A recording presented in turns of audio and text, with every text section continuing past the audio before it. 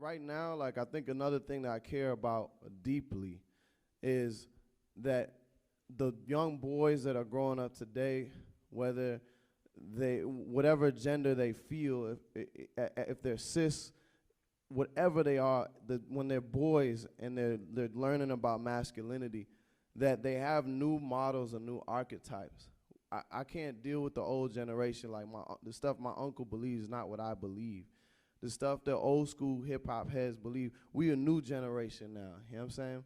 Certain things like walking around with a clutch in the 90s wouldn't have flown. Now it does, and I'm proud of us for doing that. Like I'm proud of the 14-year-old kids, the 18-year-old kids, and I just want to say this because it's on my heart.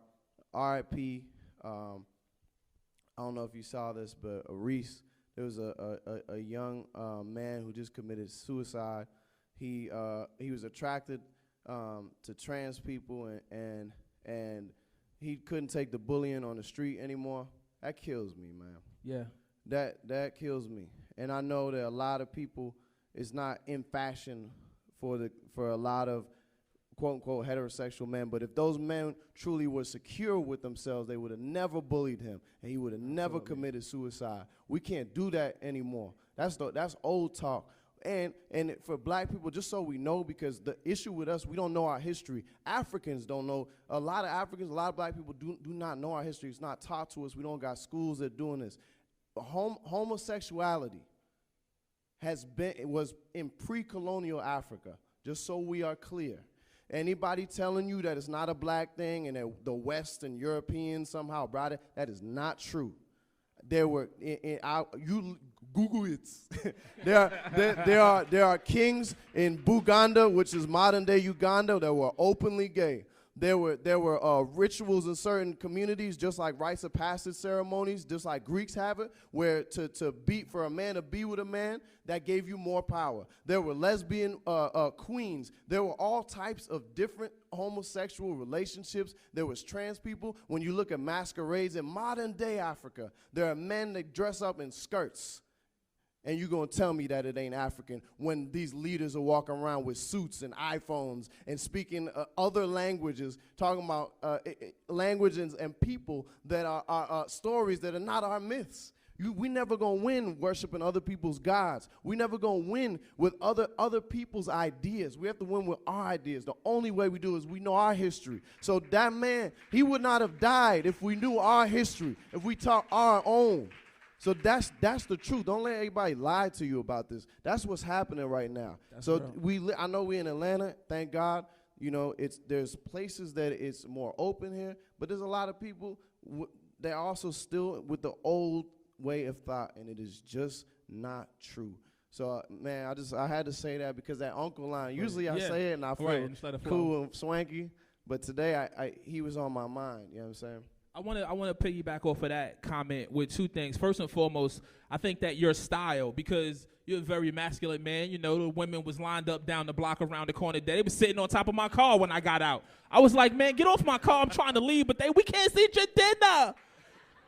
But your style, you know, has not a traditional, like you said, like traditional hip hop style, you know, your fashion sense. And then the second part of that comment or question, or however you want to, reply, is then what do you say about the conversation of the emasculation of the black man and that being a tool used by people to keep us oppressed? That is definitely the tool. I say there's a song, The Other Half. We won't play it today, but it's the last song on the album. And I say, jaded old men tell a myth to us. They say, the reason your family's slipping up is because our women won't submit to us. You let a bitch run a crib in us. Other men say it's the bitch in us. But we dominate to overcompensate. Our bravado dripping with the cowardice. I'm watching power feeling powerless. Like I got to get my niggas out of this hell, out of this spell. That's where we at. The whole idea that it's us believing in patriarchy. That's why. We gotta be partners. Teammates, you know what I mean, in any relationship. There's, and this is not just men, there's women who have to balance between feeling like a feminist and also still has patriarchal thoughts, like why aren't you providing, why aren't you doing it, you don't have a job. This all reinforces this, so we have all this pressure, but the only way we're gonna do it is if we really are teammates. To be a man doesn't mean to protect and provide. Sorry, doesn't. You wouldn't have to provide if women made the same as you. To protect in the modern day means to protect women's rights to listen. That's protection. So we have to flip how we think about it.